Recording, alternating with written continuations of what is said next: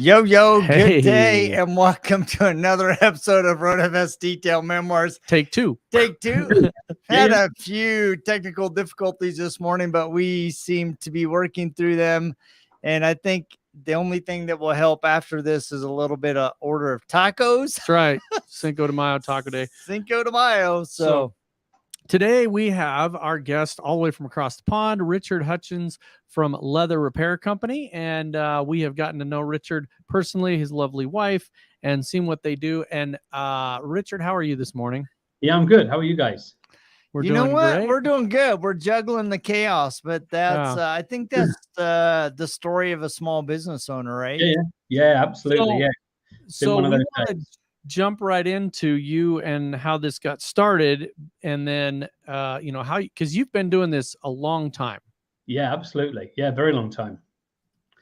So let's talk about how you got started, because you kind of have a fun story just getting into automotive, but then also creating Leather Repair Company as well.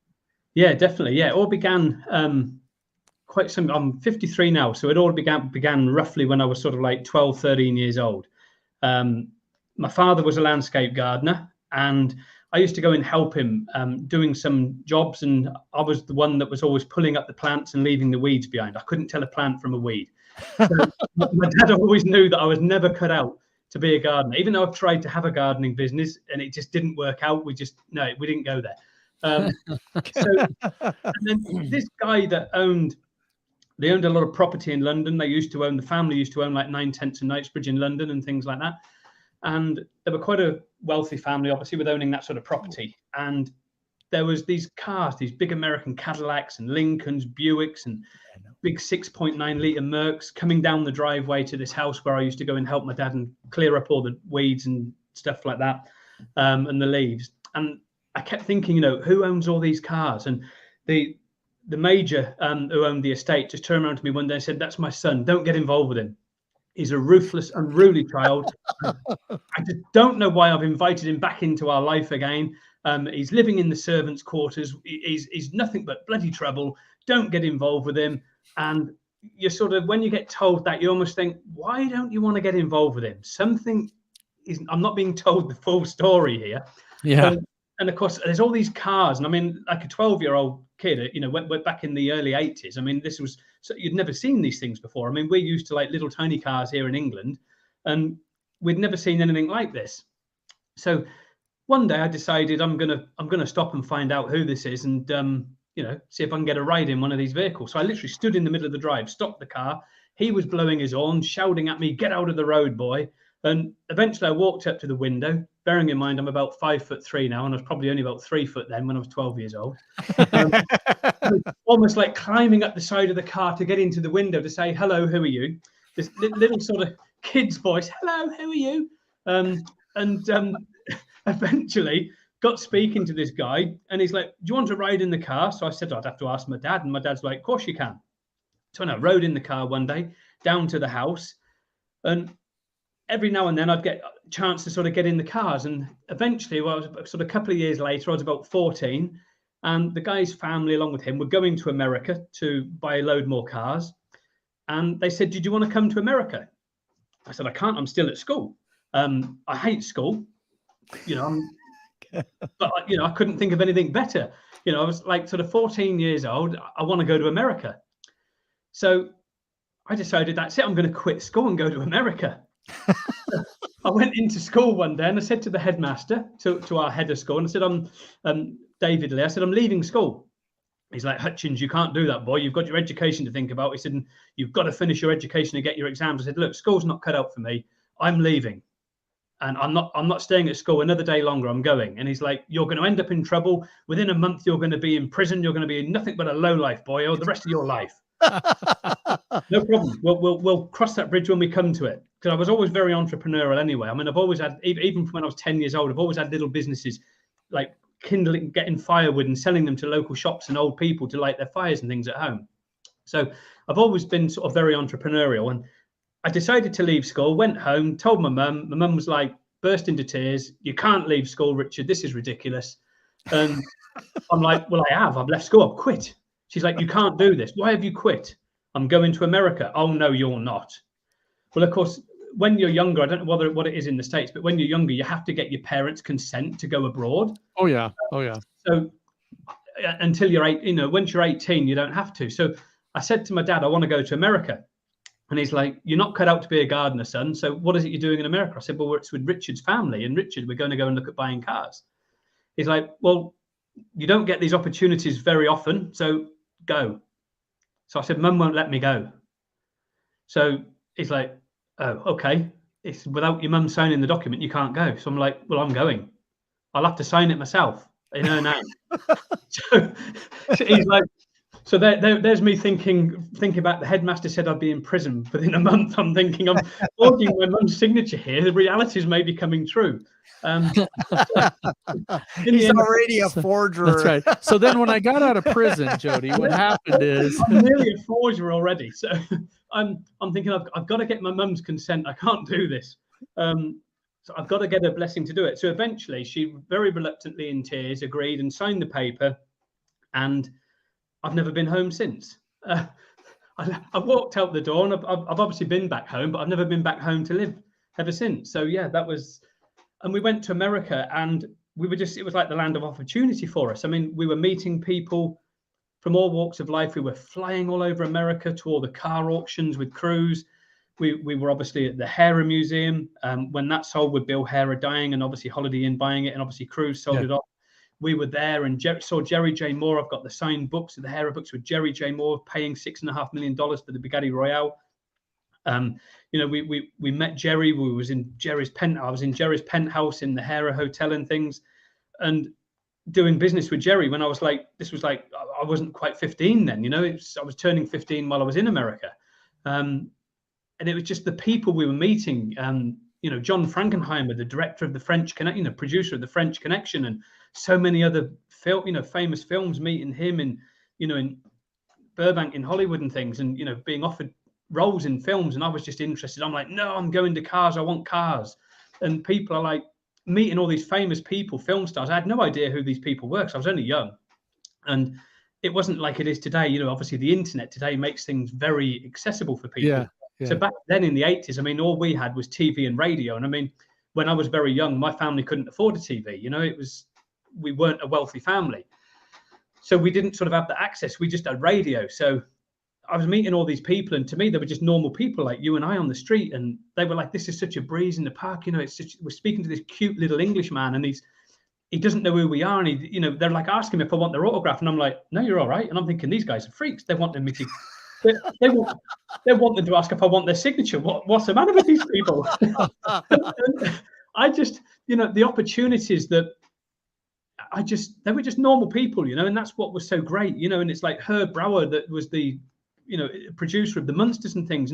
Carolyn and I were with him all the time in Hollywood, and, meeting Herb and meeting all these famous people, and Herbie Livingston, the big firework manufacturer, buying all these cars, all these auctions, just flying all over America from one state to the other, and that obviously got me involved with the classic car side of it. And I was looking after all the cars for the guy, and because he had a collection of 150 cars.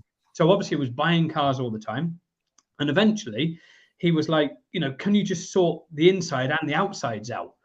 So this was probably, by then I was maybe 16. And that's when we really got into the inside of doing leather work, because he was like, there's something wrong with this leather. It's like dull, like the paintwork's dull. So because back then we didn't really know what it was.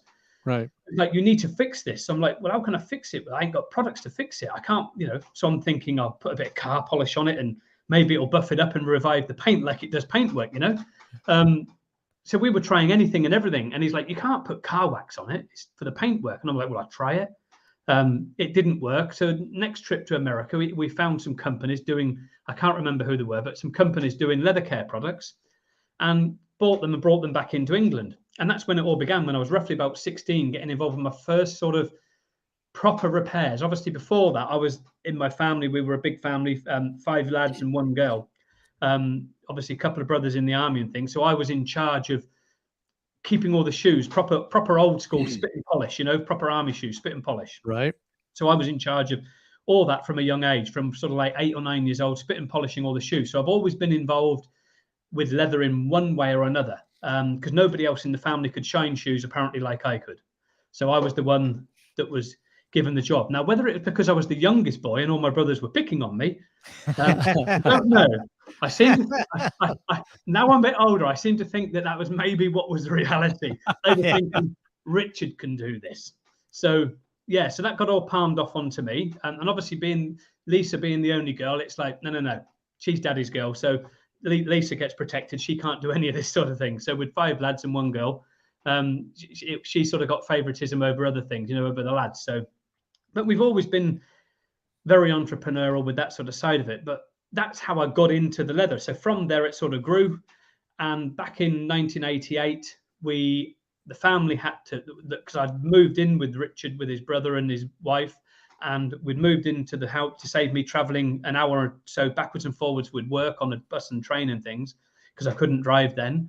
I've moved in to Richard with his wife and his brother and his wife, and we were in the house. And obviously he then sold the house. John, his brother, moved to Antigua, bought loads of boats to take Americans to deep sea diving and snorkeling and stuff. And he moved there. So Richard had to get out of the property he was in and moved right the way to Yorkshire. I found this farm in Yorkshire up the road from where I'm living now. And it was like a 230-mile drive. And we had to move 150 cars, 230 miles to this huge pig farm that we'd found and bought. The only problem we had was the pigs had obviously all gone, but it was the biggest pig farm in Europe. And there was one building, it covered, I think it was 6 acres in size. Wow. And obviously it had all these slats inside, concrete slats, and underneath there was like a 3-foot drop, and it was full of pig slurry. Yummy. So before we could get the cars in, we had to get the slurry emptied. Oh, geez. So, yeah. So that's nasty. Oh, yeah, that's very, very nasty, because the farm had been empty for about 6 years. So it was very, very stinky, very, very smelly, very, very rotten. The farm closed down because they were dumping pigs underneath when they were dying, when they'd got diseases, instead of putting them out where they should be put out for DEFRA to come and pick them up, for the agencies to pick them up to inspect them for diseases. So the farmers started to help us to get all the slurry sucked out and put it in our lagoon that we had across the field. And every now and then the pipes would get stuck because obviously it was picking up the pig. Guess what? Muggins here had to get in all the pig slurry and unblock the pipe. Man. Wow. You talk about paying your dues in building a business, man. I mean, that is nasty. So I've got to tell you, I've heard of blood, sweat, and tears, but you got blood, sweat, and pig slurry. I got to tell you the story. I don't know if I've ever told you this, Richard, but my family originally is from Yorkshire. And there is a Puzey, they call it a mansion. I've heard it's not much of a mansion anymore. Okay. But probably 5 generations ago, there were 3 brothers left. Yep. In Yorkshire, and they were drunkards and horse thieves. And so the English government said, you guys got 2 choices. You can either go anywhere else in the world but England, or you can go to prison. So they took the mansion and the property, and then they sent the 3 brothers off. One went to Canada, one went to Africa, and one went to the United States, and that's where my family's from. But yeah, we were actually kicked out of Yorkshire. So wow. So there you go. That's my big family story. It's been verified. You're welcome back anytime. So yeah, well, that's what my wife, my kids are always like, you need to go back and find the Puzey mansion and reclaim it. And I said, and they'd probably charge me back taxes, so we're not gonna do that. Yeah, that'd be quite cool. They're going to see it, I must admit. Yeah, it would be kind of fun. So let's talk about because obviously you've got a ton of experience in leather, and I meet certain people all the time that I would say they're kind of nerds about their trade, right? Like Jeff and Carolyn Hannon at the Rag Company, they're really nerdy about towels. They can tell you all the microfibers and the amount of this and the amount of that and the weave and the way that it flows. Yep. You know, Dave Phillips from PNS Detailing Products, uber chemical. I mean, he can tell you the chemical compound and how much of this and that. You're kind of the same way with leather. You talk about the folds in the leather and the qualities and the grain. And so kind of explain to people when it comes to leather that it's a different animal. It's literally an animal, but it's a different kind of thing than just a regular product. Yeah, definitely. I mean, it's completely natural. It's biodegradable. It is a byproduct of the food industry at the end of the day. And obviously leather isn't leather. Once the skin is obviously taken off the animal, it's not leather at that point. It's called a pelt. So obviously, until it's gone through a couple of processes in the tanning, that's when it only becomes leather, once it's gone through a couple of processes in the tanning. Once it's obviously gone through those processes, obviously skins get split into varying layers. So if you've got something like a drop split, that becomes something like a suede, because it's obviously the poorer part of the skin. So you've obviously got, the corium and stuff like that, which is where obviously the suedes and stuff like that come from. That's the poorest part, what we call the crap part of the skin, basically. So that becomes suede. They turn it into suede. They sand it obviously on the top side to hide up imperfections, because it can't be used for anything else. So that's where suede and things like that come from. People think nubuck and suede are very, very similar. Very, very mistaken. Nubuck is from right at the top of the skin. So like if this was our outer layer, nubuck is just below the outer layer of the skin. Things like aniline, which is a very good quality leather, is right from the top of the skin here, because it's got our natural grain on the skin. So nubuck is from beneath it, because nubuck comes from beneath it purely and simply because it's a very strong product, because it's got a very, very tight collagen fiber, because obviously leather is made of a collagen fiber, just like our skin's collagen fiber underneath our outer skin. So it's a collagen fiber network. And depending on how good those collagen fibers are, now if they're very, very loose like this, and they're very, very loose like that, it's going to be a very, very weak skin. If those collagen fibers are tight, you've got a very, very strong skin. Depending on where those skins come, those animals are from in the world, would depend on how good that skin is and how good the husbandry is in obviously in the tannery, as well as how good it is in the field, so to speak, in the farms looking after those animals. And the climate also plays a major role in that process as well. So something like Italy, where people think Italian leather is the finest, obviously you've got things like marble and granite comes from places like Italy, Spain and stuff like that. There's only two or three places in the world where you can get good quality marble and granite from, things like sort of Italy, Spain and sort of China and stuff like that. So there's very, very few places that you can get that from as well. Same thing with leather. From Italy, it's got the ultimate water with the ultimate air temperatures and qualities. So the skins on the animals are absolutely perfect. It's why a lot of Italians are also bloody good looking. And I often thought I'd move to Italy to see whether it would help, but no. I've just decided to put on face creams, like, well, leather cream, but it still doesn't give me any benefits. But that's by the by. But no, skins are all various, so it depends where the skin comes from, and also what animal it comes from. It depends what it is. So you can get quite anal about it, because you can get like wolf skins and stuff like that. Not as in a wolf, as in the forest. I'm on about wolf fish, as in a fish that actually comes from the sort of like Norwegian areas.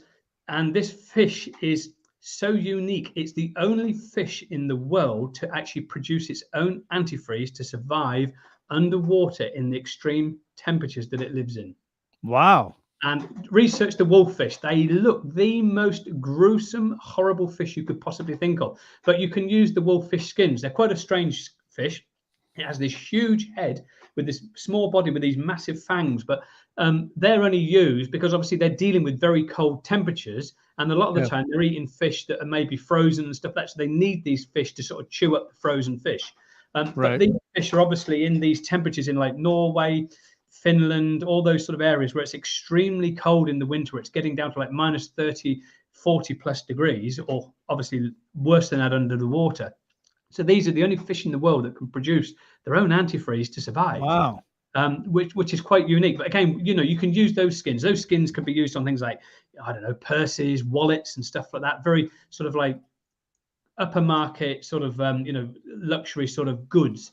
But skins are just so different. You've obviously got crusts and stuff like that as well. And veg tan skins. Veg tan skins is another one. That's a very natural skin, but it's made from like cumin and stuff like that, or bark extracts from trees and plants. So it takes like a year to cure that, compared to, like an ordinary leather skin, what we call a pigmented or a corrected grain or a coated leather, which is what you get on most car seats or on most sort of couches at home.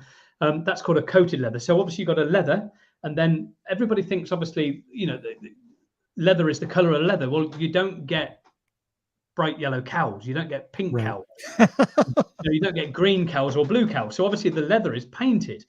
So most leathers are aniline dyed through first, then they're painted on the surface. So you've got the surface of the skin, and then the paint sits on the top of that surface. So that's why when you sort of start seeing things like scuffs as you're getting in and out of vehicles or trucks on the leather, you've got like bare skin showing through. It's because the color's just worn off, and all you need to do is put that color back on the surface again. So that's where the restoration comes in. So things like your veg tan, that's obviously dyed through and it's completely natural.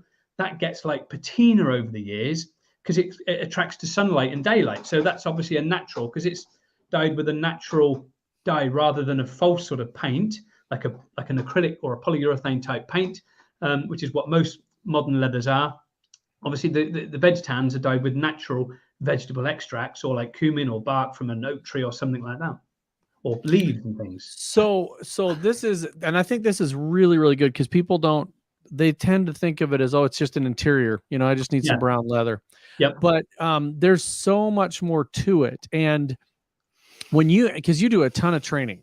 Yes, absolutely. Now, when somebody comes to your training, you're like, let's take if I wanted to come and I wanted to start learning how to repair leather, what is the training, the length of the training, and how much knowledge am I going away with from that?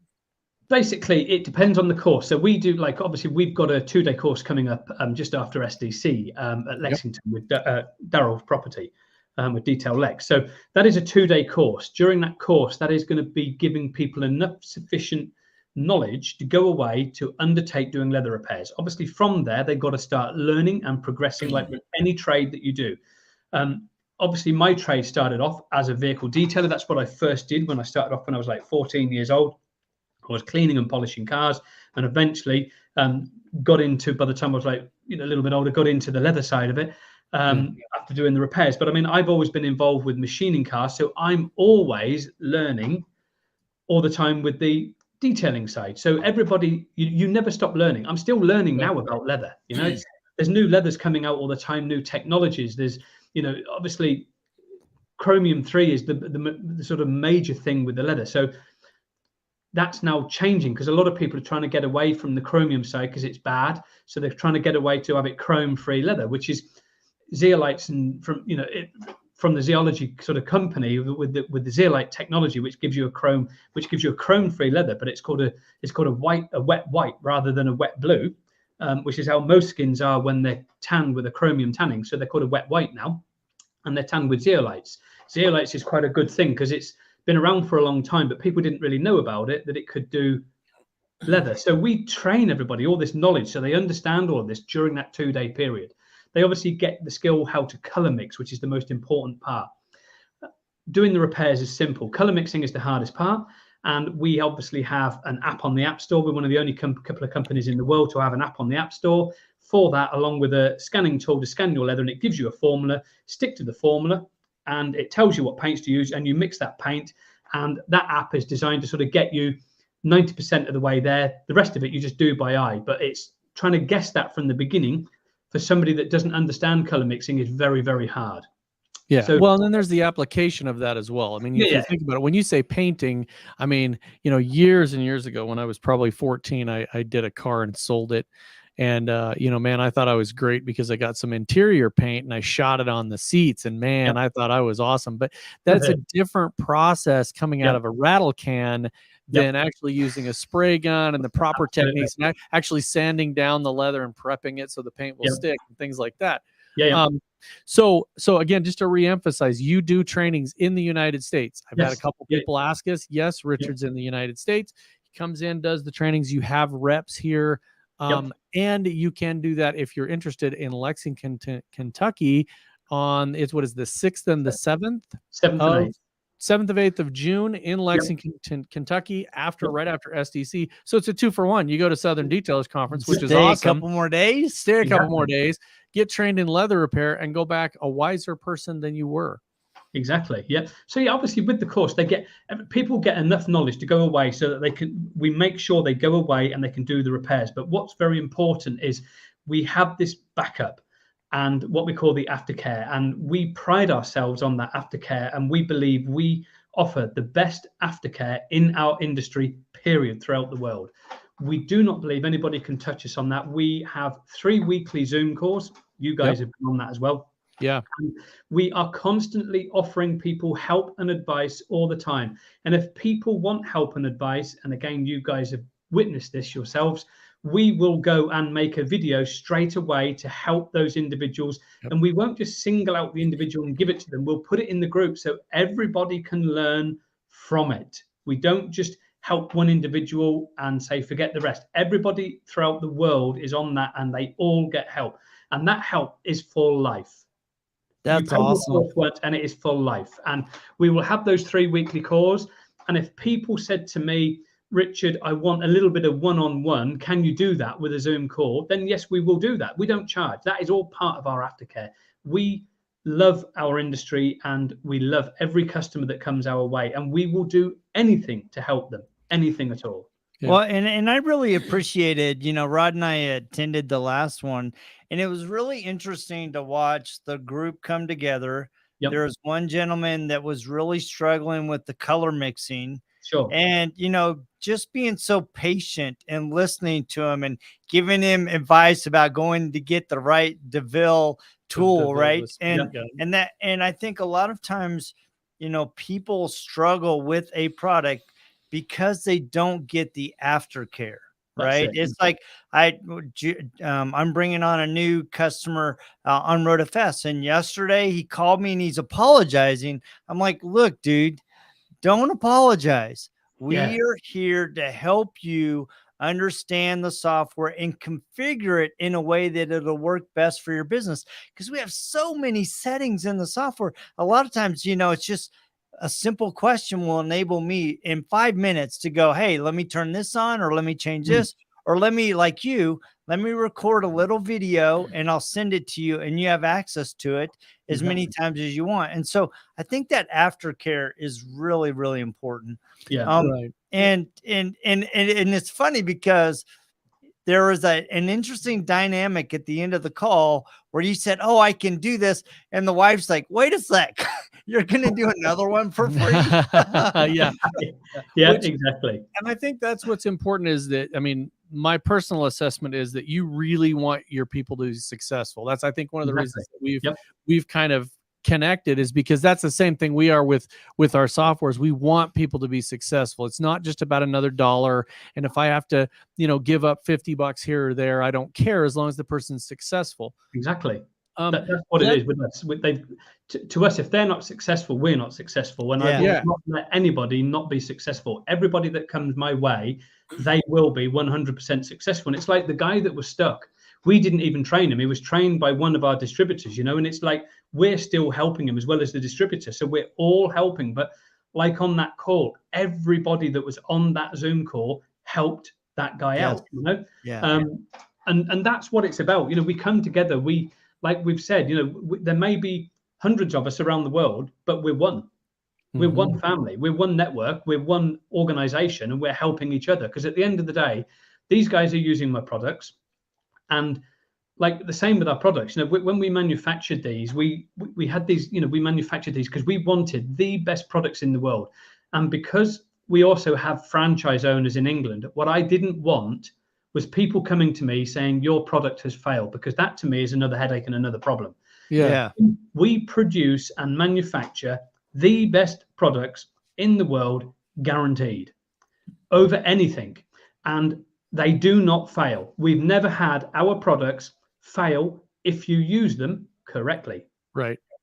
Right. Awesome. And that's the key to that. And you got the training to show them how to use it correctly. And I think that's what's really important is, you know, when you don't know something, it can be very intimidating. Yes, absolutely. And you don't know how to fix it. And if you do it wrong, you make it worse. Yes. And I think people just have to, I mean, I think this is the, I'll get on my little soapbox here. I think this is the detailing industry, auto reconditioning industry in general. A lot of times you need to humble yourself, admit you don't know something, and trust somebody that's been doing it a while, and then take their advice on how to use the products.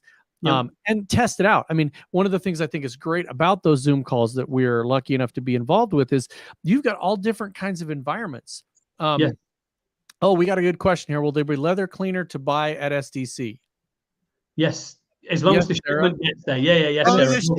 That's right. And the other thing, Sarah, is come talk to us at our booth there, because we will make sure you get it. We will make sure you're successful with getting that stuff.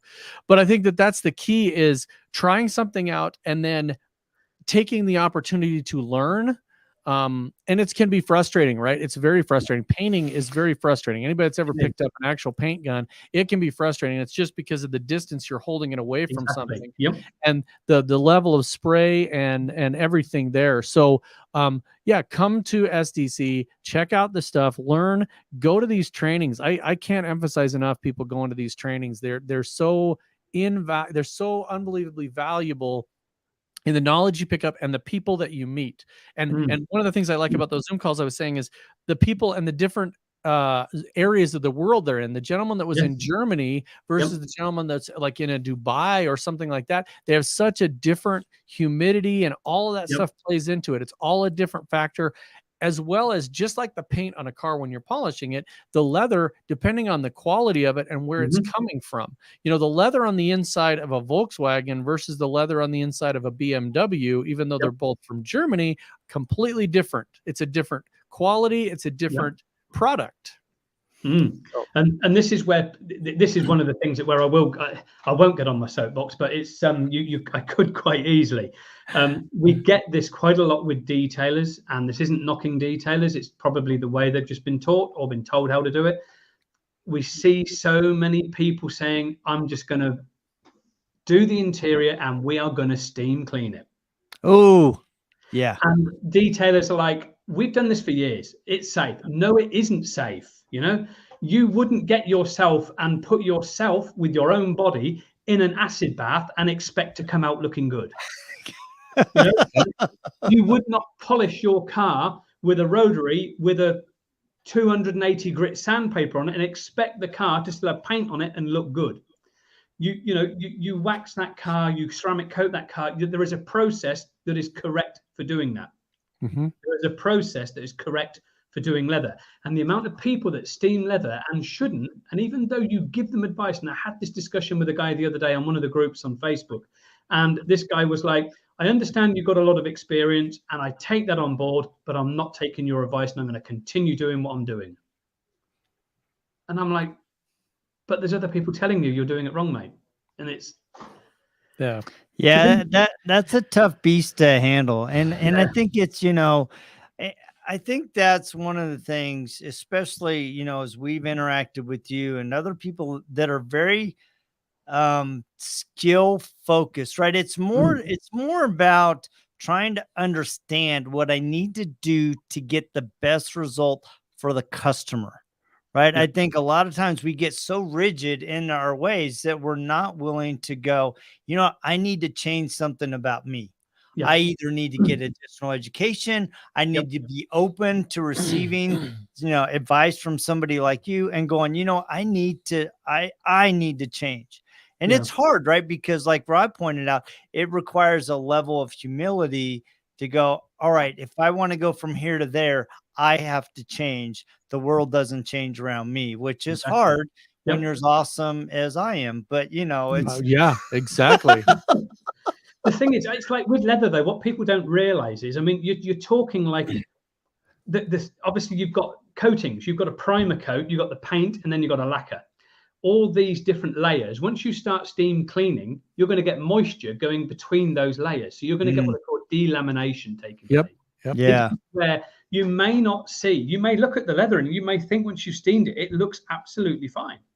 But the thing is, what you're doing and what people don't realize is they're putting moisture into these laminated areas. And over a period of time, they are going to delaminate those layers. And the thing is, after maybe 3 years, they may not see that car again because the customers maybe, the clients maybe sold that car on. But the thing is, in 4 years' time, that may start to break down and delaminate because it's been steam cleaned originally 3 years prior. Yeah. And that's what people don't understand. And the surface coating of the lacquer that goes on the top is 5 it's 5 microns. Yeah. A sheet of 80 grams paper is like, if I remember this right, it's something like, I think a sheet of 80 grams paper is something like 100 microns or something. So you can tell how thick the lacquer is and how delicate that coating is. I mean, the paint itself, you're only talking like 15 to 20 microns. It's microscopic. And if you're already seeing wear on the seats and then you hit it with steam, you're injecting hot moisture into the actual fibers, which are going to affect it. And And the thing is, you're going to get mold then, because the thing is, mold grows at a penultimate temperature with airflow, with the ultimate temperature created to get that airflow going through. So this is where people make the mistakes with classic cars and things in winter. They'll cover all their seats in protection cream, put them away for winter. But what they'll do first of all, they'll maybe run the car around the block while it's still dry. Get the car really nice and hot, leave it in their yard running for maybe a couple of hours, get the heater on, get all the interior warm, then sticks loads of protection cream on the seats, open the windows a little crack, like an inch or something like that, to allow a bit of air to go through, put a cover on the car, stick it in the garage over winter time, come to it next year, and it's just full of mold, because it's got that ultimate temperature from the heat that's generated inside the car when the cover's gone on it, because the car's warmed up and the engine's still warm. And the water-based products, which is the protection cream, it's a breeding ground for mold. Yeah, right. And they sell little dehumidifiers that are really inexpensive. You can just stick in the car, and it keeps them from charge the battery, put a dehumidifier in there, and do yourself a favor. And the thing is, what they also do, and these are very dangerous, you can get these little packs that are like a dehumidifier pack rather than a machine. Yeah. When you put, the problem with those is, and we've seen this happen with people, they've put them on the leather seats. And the thing is, those things are designed to pick up moisture. Like our skin, leather has moisture in it. Yeah. Putting them on the leather, it literally shrinks the leather, and it literally looks like a 90-year-old person that's been sat in the sun for 90 years has shriveled. Yep, I could show you the seat on my passenger side of my car. The guy's like, I don't know what happened, and I'm like, I'll tell you what happened, and it's actually crunchy. I mean, you touch it, and he shrunk it really bad. So that is something I think, just if you haven't picked up anything else from this entire podcast, is go get trained on how to properly take care of leather, especially with Richard, because I didn't even know there was a wolffish, and I love the ocean. And it is ugly. It is ugly. Go look up wolffish. Wolffish is ugly. That's going to be a new logo for us. It's a wolffish with a polisher in its mouth. So. That's awesome. But the thing is, people with detailers in the detailing world, I mean, you talk to people, and all detailers can talk about is, I'm getting the paintwork great, coding the paintwork. The paintwork's going to look like this. The paint's going to look like that. What did you do to the interior? I just gave it a quick vac. Yeah. So the most delicate part of that car you didn't attend to. Well, no. The customer wanted the car to be shiny, but the customer's not sat on the hood of the car. They're sat on the seat, and they're grabbing the steering wheel where it's covered in germs from the sweat, from going like this and grabbing the steering wheel. Steering wheels are made from a drop split leather, so they're very, very delicate. Yep. And they're the most microscopic thin, because they're made from a drop split, because obviously they're stretched around it, and they're the most delicate part of that interior, that and door cards. And your hands are moisture and sweat from people rubbing their face, and they could have just been to the bathroom and they haven't washed their hands, and then all of a sudden they've stuck their hands on that steering wheel in that hire car. So the next time you get in a hire car, you're going to think, did the person before me wash their hands, and have they just been to the job? So there's all these things that people just, it's a breeding ground for diseases, and people just forget interiors when it comes to detailing. It's the most important part. The car is always going to look great exterior. They forget. Oh, come on, you're a germaphobe.